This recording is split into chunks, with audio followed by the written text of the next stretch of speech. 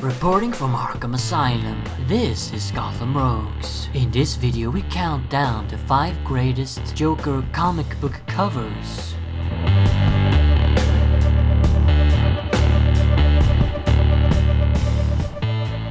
I'm actually not quite sure how you guys are going to respond to a video like this that's about comic covers, if you're going to find it interesting or not. So let me know in the comments what you thought of this subject. I for one love comic book covers, especially older ones from the Silver Age and Bronze Age. There's just something magical about them, and often the covers back then were actually better than the actual stories inside. I chose the Joker for this video not only because he's Batman's nemesis, but also because he's got one of the most awesome visual designs in fiction. Hence, he's a natural for covers. Anyway, let's get started. Number 5. The Man Who Laughs. So this is the cover for the Batman The Man Who Laughs graphic novel that was published in 2005, and it was drawn by Doug Mahnke.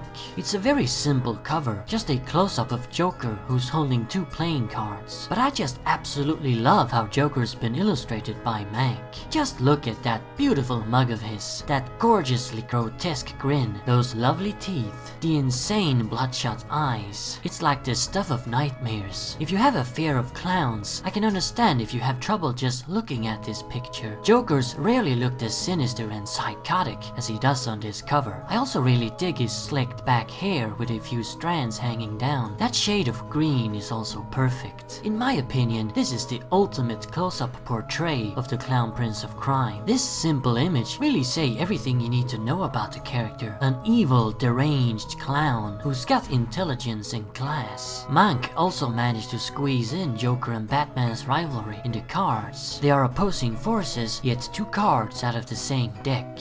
Number 4. Detective Comics number 476. This is the cover of the second part of the classic Laughing Fish story from 1978, and it was drawn by one of the greatest Batman artists of all time, Marshall Rogers. So yeah, I know, Joker doesn't actually appear on this cover, but his presence is symbolically all over it. You've got a Joker Venom infected Batman standing over a pile of Joker Venom infected corpses, and of course one of the titular fishes. Then in the background we've got a dark, rainy and stormy Gotham, symbolizing that the Joker is loose in town, causing havoc. The corpses are a result of that havoc.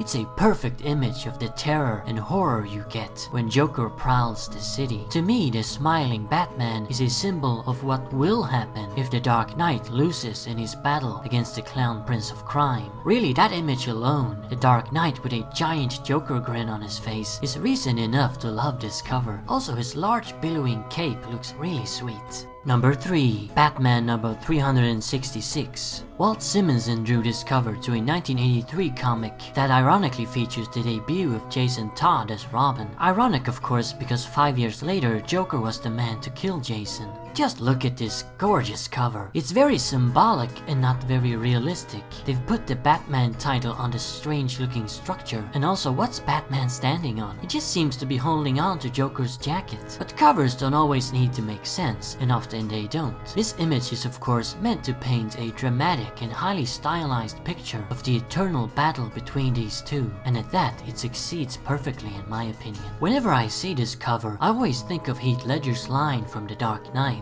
I think that you and I are destined to do this forever. Besides the excellently executed symbolism, I also love how Simonson's drawn Joker. He always draws the character well. There's just something about his Joker faces. Number 2. Batman number 251. This is the cover for the classic 1973 story Joker's 5-Way Revenge, and it was drawn by the legendary Neil Adams. I'd say that this is easily one of the most iconic Joker images of all time. You often see it on t-shirts and posters, and there's good reason for that, because just look at it. It's pretty much definitive in terms of Joker imagery. A giant, menacing Joker haunts Gotham and has Batman nailed to a playing card. When this comic was released, the Joker hadn't appeared in 4 years, and this was his big comeback. It was also the character's return to his original darker roots after 2 decades of being a silly, harmless prankster. What better way to introduce this new and improved Joker than with a dynamic and eerie cover like this? I can just imagine how wowed the Batman fans must have been back in 1973 when they saw this issue with this cover on the comic racks.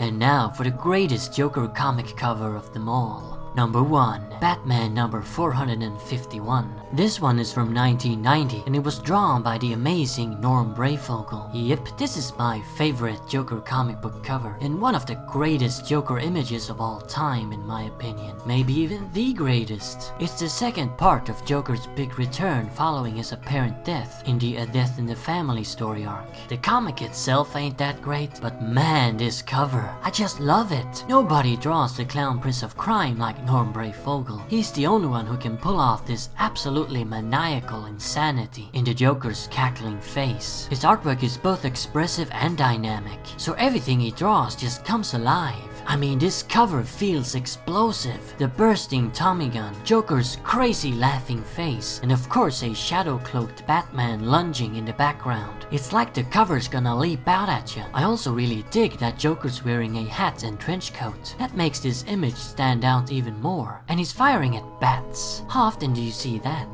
So there you have it. Those are the 5 best Joker comic covers in my opinion. Let me know in the comments what you thought of this video, so I can decide if I should do more of these, like Two-Face covers or Scarecrow covers. Remember, Arkham Asylum awaits you in the next video.